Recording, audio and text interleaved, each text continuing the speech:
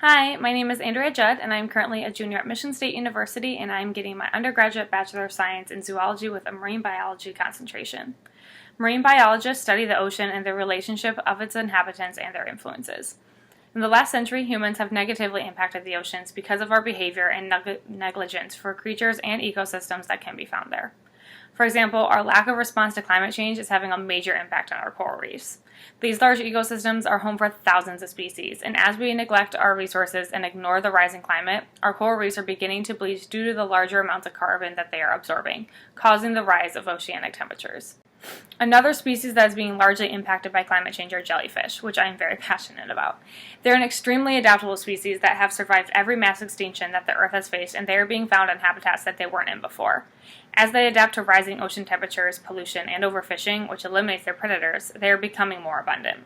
However, because they are so adaptable, they are one of the species that humans should be focusing on to understand how our impacts have affected the ocean and our own survival with a decline in food sources and practical medicinal use. For medicinal purposes, their collagen can be used as a treatment for rheumatoid arthritis.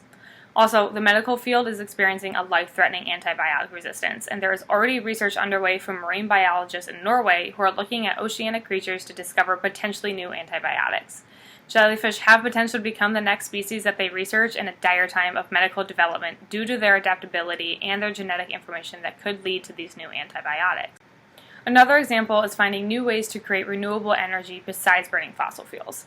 We are already exploiting deep-sea drilling for oil, which in itself is dangerous to oceanic habitats. But a new field of energy development scientists and engineers are currently working on is with bioluminescence.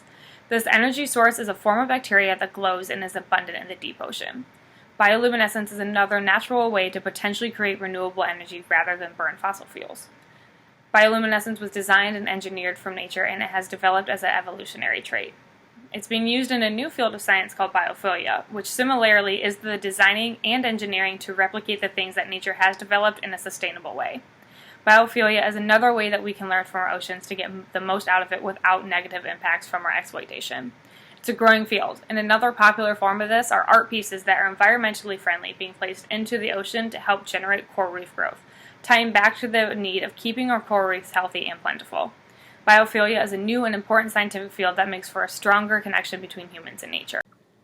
By putting all of these examples into light, it is important to further understand and research the ways in which the ocean may slow or reverse the process of the damage we have done, such as climate change, overfishing, and other issues that directly impact the oceanic ecosystem.